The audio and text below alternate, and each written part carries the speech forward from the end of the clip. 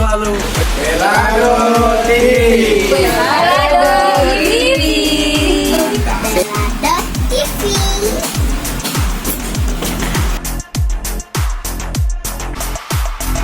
Kenapa Allah takdirkan dia yang jagain kainnya tuh ternyata sebertanggung jawab ini dia sama kainnya.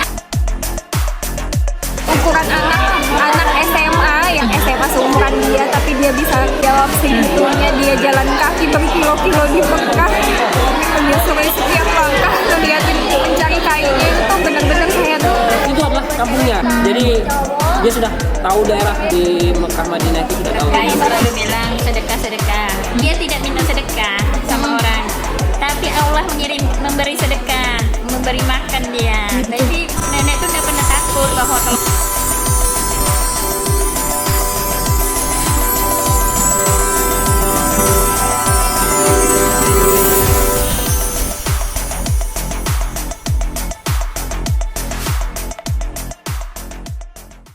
Assalamualaikum, Sapo dan Sapiseng. Kembali kita bertemu di channel Mea Family Welado TV. Kali ini tentang perjalanan spiritual. Haji Ambo Dale kala melakukan itikaf di Masjidil Haram Kota Mekah, sehingga tidak menyadari, tidak pulang ke rumah selama 4 hari 3 malam. Dan bagaimana proses pencariannya oleh anak dan menantu beliau yakni Haji Asad, Hajah Ria, dan Haji Holil, yang langsung berangkat dari Indonesia ke Arab Saudi setelah mendapatkan visa untuk membantu pencarian ayah mereka yang belum pulang sehari pasca menunaikan ibadah sholat maghrib bersama sang cucu Rizki yang mengawal sang kakek.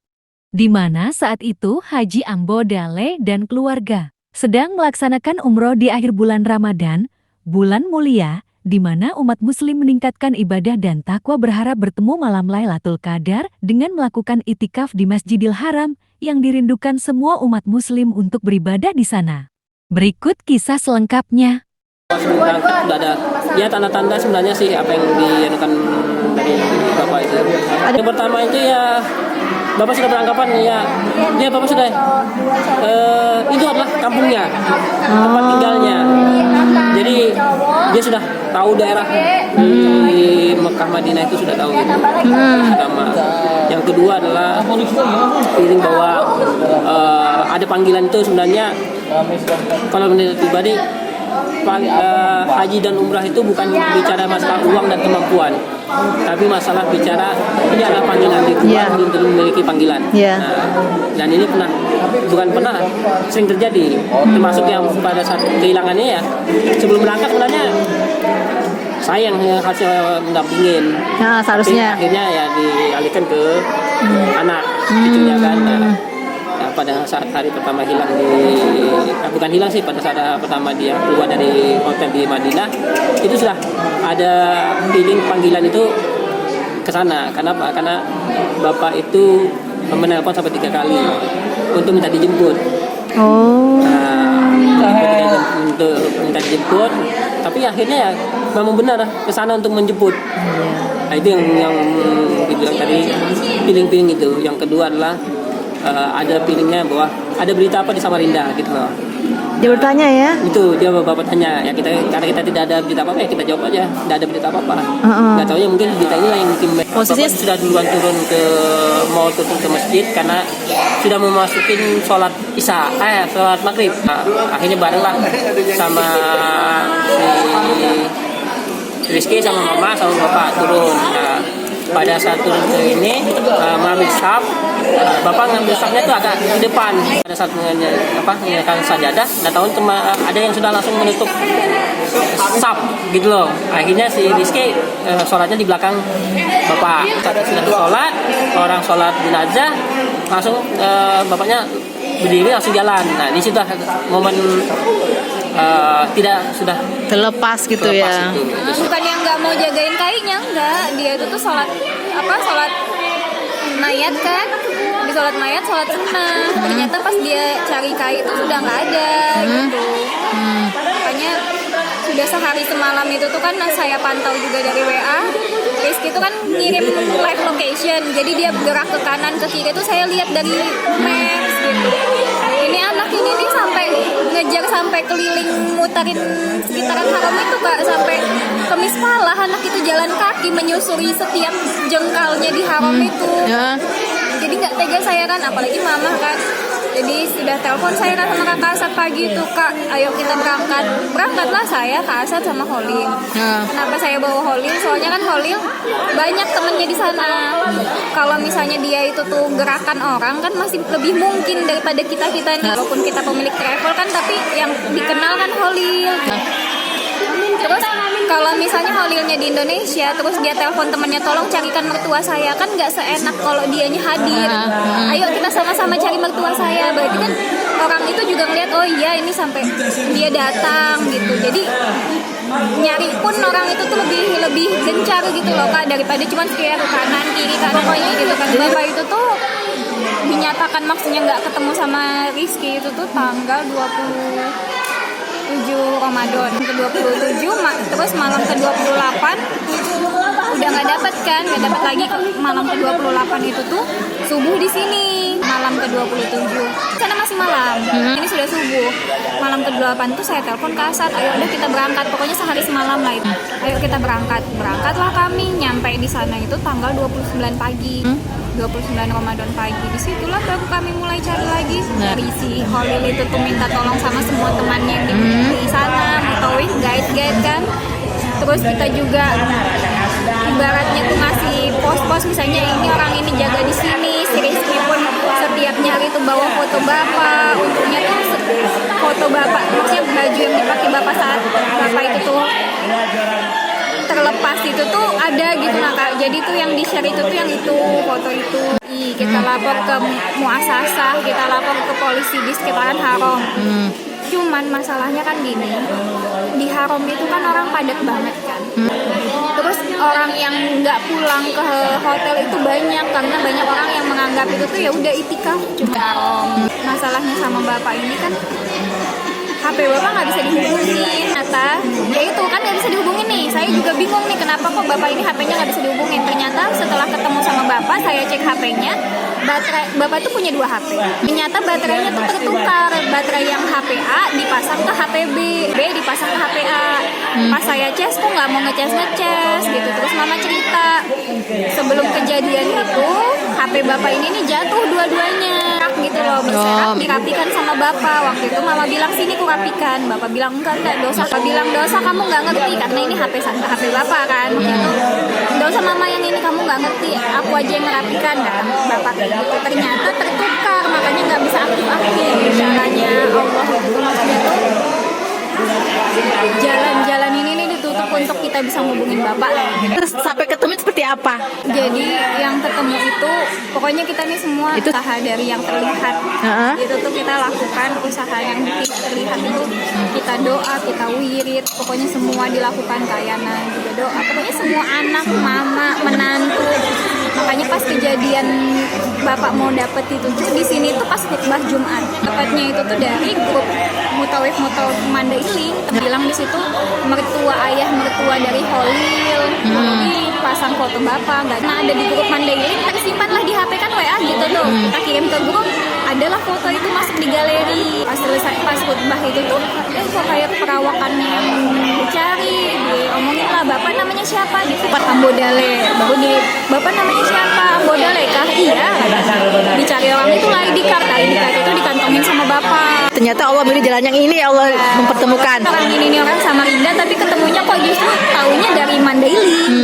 Jadi pada saat ketemu tuh Kai posisinya seperti apa? Apakah lagi ya mendengar khutbah? Sehat aja bapak itu. Alhamdulillah. Sholat, maksudnya masih dengarkan khutbah. Terus ditanyain sama orang itu siapa namanya mertuanya Holil. Cari ID card, ditelepon lah Sagala. Ustadz Sagala kan, tahu kan? Ustadz Sagala yang ngangkat telepon itu tuh ngangkat telepon. Kenapa di mana gitu sampai nangis. Terus mutawif itu tuh karena kan mutawif ini kan udah bertahun juga sama kita Kak, jadi kayak nganggap bapak itu bapak sendiri. Terus dari bapak itu tuh yang maksudnya tuh sehat, dia tuh jadi tahu oh bapak yang dulu tuh kayak gini, sampai bapak yang kondisi sekarang tuh kayak gini, jadi nganggap kayak bapak sendiri. Jadi pas ditelepon ini Ustadz saya ini nangis anak tahun itu tuh nangis susah tenang. Langsung dijemput Langsung Bapak Khalid itu masih posisi masih pada khutbah, jadi belum bisa berdiri, belum bisa jalan, bergerak ya. duduk kan. Dia yang telepon itu tuh, ini lah saya temukan Pak Haji Dale. Itu siapa nelpon? Oh, yang nelpon itu gurunya Rizky. Gurunya Rizky ini kuliah S2 di Turki, bukan SMP-nya Rizky, tapi dia kuliah di luar negeri. Posisi hilang itu jauh banget sama posisi bapak saat ditemukan. Kayak tidak mungkin ke sana. Maksudnya tuh orang yang ngelihat ini pun bukan heboh-heboh walaupun dia orang Samarinda, tapi dia ketemunya tuh justru dari ikhtiar kita yang lain. Kebetulan gitu nah ya. Ya, artinya tuh maksudnya tuh ikhtiar kita tuh dikasih Allah dari jalan ikhtiar kita. Maksudnya tuh jangan, walaupun kita bilang nggak mungkin sih dari yang jalan itu tuh, ya kita ikhtiarkan aja. Kalau saya mikirnya tuh pasti ada sesuatu yang Allah Gerakan dia untuk menengok kematian ya. Jadi orang ini nih sebenarnya orang pilihan Kiriman Allah. gitu loh. Orang pilihan Allah untuk yang ngelihat bulan. Semua ini pada sholat itu sama-sama.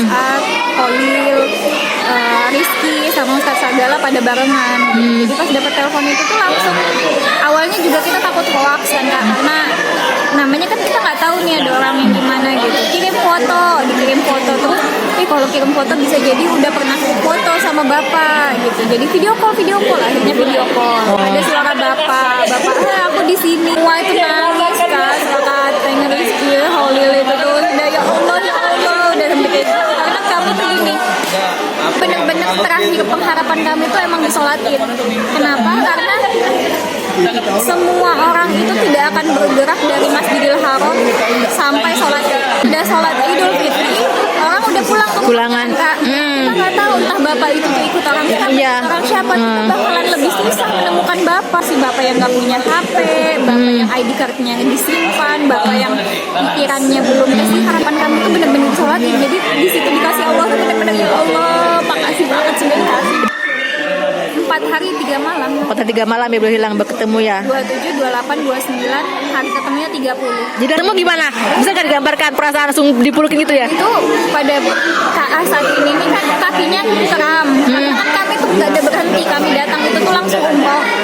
Kan kami harus umroh dulu kan, karena kan harus mikot nih untuk masuk kota Mekah. Kami umroh, habis umroh itu kami keliling lagi. Pokoknya nggak berhenti kami ini nih, malam itu tuh ini lagi. Kami kan nyampainya kan 29 Ramadan. 29 Ramadan, umroh itu selesainya zuhur. Selesai zuhur itu tuh kami sampai asar maghrib itu nyari lagi, istirahat maghrib ke isya istirahat. Isya itu tuh kami sampai subuh nyari lagi sampai jam 4 subuh. Sampai Jenal pun minta tolong sama Habib di Palembang, tolong lihatkan, terawangkan kain saya di mana gitu-gitu. Keliling lagi kami keliling sampai sholat. Kebetulan saya sholatin mama sama 4 orang ini kan. 4 orang ini kebetulan terkumpul. Biasanya kami tuh mencari ya. Biasanya satu di daerah Ajiat, satu di sini, karena kan menjagai bapak ini di posisi mana gitu. Udah kayak gitu, sudah dapat telepon itu tuh langsung lah, habis berdiri selesai khutbah berdiri tuh langsung kejar lah ke tempat bapak. Itu si Rizky itu tuh langsung lari ke air, bercucuran air mata dia ke air. Karena dia merasa bersalah ya, soalnya kan sama dia justru jagain ya. Sebenarnya kita semua tuh paham ini bukan kesalahan Rizky. Iya. Ini sudah takdir Allah gitu, karena maksudnya si Rizky ini ngejagain terus. Sholat itu benar-benar di sampingnya kainya, nggak pernah ngelepas. Ditanggung jawabkan ke dia ya. Sampai dia tanggung jawabnya itu keliling sedikit harum itu tuh itu benar-benar tanggung jawab gitu. Kenapa Allah takdirkan dia yang jagain kainnya tuh, ternyata sebertanggung jawab ini dia sama kainnya. Gitu ya. Kan ukuran anak SMA ya, anak SMA seumuran dia, tapi dia bisa menjawab segitunya. Dia jalan kaki berkilo-kilo di Mekah, menyusuri setiap langkah, ngeliatin mencari kainnya itu tuh benar-benar saya tuh ini sudah gitu ya. Kita minta namanya juga kan Mekah besar, jadi kita minta tolong coba tengok, lihatkan gimana bapak. Dari beberapa orang yang bisa nerawang, semuanya itu besar, maksudnya tuh nggak ada yang bilang bapak ini dalam kesusahan. Semua orang yang nerawang ini selalu bilang bapakmu tuh baik-baik aja, bapakmu tuh makan aja, bapakmu tuh dalam keadaan yang baik, sehat, yang kayak terlantar, bukan yang kecapean, kelusuhan. Bapakmu tuh baik, bapakmu tuh makan, bapakmu tuh enak tidur. kamu nggak usah khawatir, semua yang kita minta tolong tanyakan gimana kondisi bapak semuanya kayak gitu. Di mana posisi bapak, nanti ada orang bilang coba cari di arah kanan, ke kanan kita coba cari di arah kiri, ke kiri gitu. Dan Maksudnya ketemunya di lokasi yang cukup jauh dari asal beliau hilang ya. Kai selalu bilang sedekah. Dia tidak minta sedekah sama orang, tapi Allah memberi sedekah, memberi makan dia. Jadi nenek itu nggak pernah takut bahwa kalau makan kita makan. Nah, Jamin kelaparannya. Nggak mungkin. Nah, dia bawa edikat, bawa HP, cuma HP-nya memang nggak bisa dihubungi. Tapi kan kalau Kai sadar, itu bisa dia menunjukkan bahwa coba tolong. Nah, itu kebiasaan Kai. Ya, cuma itu aja, kita namanya orang banyak. Ya, kita juga mau pulang sudah ke Indonesia. Ya was-was lah. Ya, panik kenaikan ya. Ya, pas waktunya kita mau pulang dia belum datang. Belum ketemu, ya pasti kita udah pikir apakah kita pulang, apakah kita nungguin. Alhamdulillahnya anak-anaknya semua datang. Artinya sudah bertiga orang yang datang dan bercucu. Yang nemukan juga memang sekaligus selalu di hati itu Allah. Sebagai penuntunnya ya. Allah dan Rasulullah kita selawat. Lalu apakah yang dilakukan oleh Haji Ambo Dale selama itikaf di Masjidil Haram sehingga tidak pulang selama 4 hari 3 malam? Yang menurutnya waktu itu hanya sebentar tidak pulang. Berikut penuturan beliau tentang perjalanan spiritualnya saat itikaf di akhir Ramadan di Masjidil Haram. Kan mungkin juga ada sesuatu yang nggak bisa kita nggak tahu, itu rahasia. Kasih Allah Kaila. Yang penting kita jalankan tugas. Makanya orang tua selalu berpesan, kalau kamu jalan nak ya, hati-hati ya, ingat-ingat ya. Itu bukan cuma bahasa anu aja, enggak. Itu punya makna.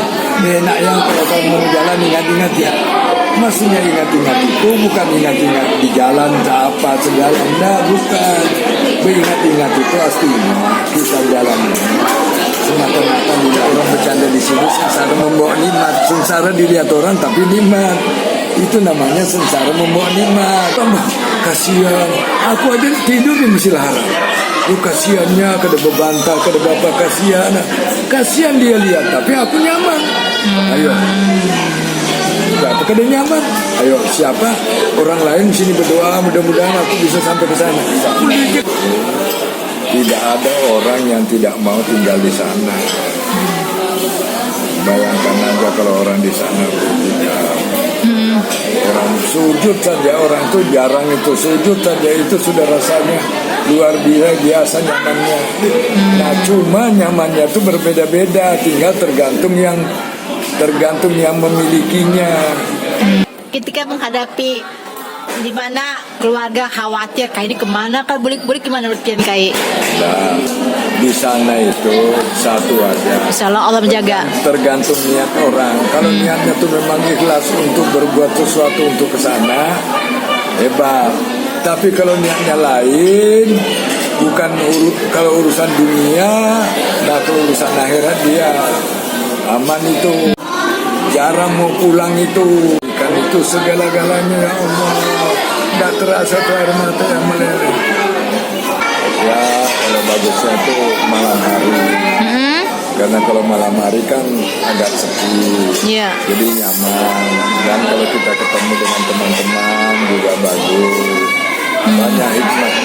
Banyak hikmah di balik itu. Tapi selama itikaf makan kayak apa Kai? Ya kalau sudah waktunya kadang-kadang terlambat makan tidak masalah. Karena di sana itu sama di sini warung juga banyak. Oh jadi pengen keluar makan juga Kai lah, keluar warung juga pian beli. Oh. Di warung. Habis itu pengen kembali lagi ke masjid. Kembali lagi ke kafe lupa. Di sana. Yang pertanyaan saya itu coba ada nggak manusia yang tidak senang dia ditinggal di sana? Tidak datang ke Masjidil Haram. Nah, apalagi kalau orang bisa Masjidil Haram ilal Masjid Aqsa. Nabi itu kalau di Masjidil Haram di sana tuh Masjidil Haram tidak terasa, kalau orang merasa di sana tuh kalau menikmati itu tidak terasa air mata meleleh. Ya Allah, tidak semua orang mendapatkan panggilan sampai ke Masjidil Haram. Bisa sampai di Mekah tapi jarang turun di Masjidil Haram. Oh, jadi kesimpulannya Kaila, pian tuh saking pian tuh merasa bersyukurnya, cintanya pian itu, makanya pian berbulik-bulik supaya bisa merasakan itu Kaila. Tidak semua orang mendapatkan petunjuk panggilan itu. Kalau orang tidak pengalaman dianggap hilang. Ya, kalau tidak pengalaman. Tapi kalau orang hafal di kota Mekah itu tidak ada masalah. Sama saja di sini, kalau kita umpamanya tidak sering dilihat orang dianggap sudah hilang. Gitu Kaila. Ada saja dia Cuma tidak terlihat. tidak terlihat. Kayak merasa seperti itu kayak. Nah, Kayak ada aja, cuma orang tidak bisa lihat kayak gitu loh. nah, iya orang karena masalahnya di sana tuh luas dan tempat kita itu bukan satu tempat aja. Tempat-tempat kita itikaf di sana banyak tempat-tempat sholat, tempat-tempat ketemu, tempat-tempat banyak lah. Oh, jadi kayak itu beda-beda tempatnya Kaila. Ya. Oh, merasakan semua. Oh. Ada tempat-tempatnya. Tapi kayak Pen merasa nggak itu sudah berapa hari Pen lakukan gitu loh, tanpa Pen sadari bahwa ini sudah berapa hari, atau karena saking khusyuknya Pen tidak merasa bahwa ini sudah berapa hari Pen belum kembali kayak. Itu tahun tidak di sana itu. Kalau petunjuk itu ada, semua itu tidak ada yang sulit. Tapi kalau petunjuk tidak ada, susah. Makanya orang kalau ke sana itu sudah pernah ke sana mau berangkat lagi, tapi ada juga rasanya tuh malas karena tidak dikasih petunjuk, tidak dikasih kemudahan. Itu kalau orang yang dikasih, orang yang berangkat ke sana itu dikasihani, diberi kemudahan lah, diberikan fasilitas lah. Ini kadang-kadang aku dibawa naik, aku nggak usah, yang lain aja. Karena merasa dia tidak nikmat, dia tidak mendapatkan nikmat. Nah, kalau orang yang senang ke sana mau ke sana terus, karena dia mendapatkan nikmat, kita iktikaf di sana itu, kita tuh merasa semua itu dilindungi, merasa kita tuh tenang, nyaman. Banyak hikmah yang kita peroleh. Ya banyak. Kalau kita itu betul-betul kita tuh iktikaf di sana tuh menyerahkan diri. Ya Allah, siapa sih ampunnya? Inya yang ampunnya. Ada, ikan punya harta selangit habis, bukan kamu punya, kamu titipan aja, pinjaman. Kita tuh merasa bersyukur karena tidak semua orang bisa tinggal di Saudi. Makanya itu kalau dia sudah bisa tinggal di situ, tidak semua orang yang itu pilihan. Artinya orang-orang yang memang direstui. Kalau enggak macam-macam, ditangkap lah, diasingkan lah, diapalah, disembunyi lah, banyak. Tapi kalau kita ini memang diberikan rahmat, diberikan hikmahnya, kita bebas.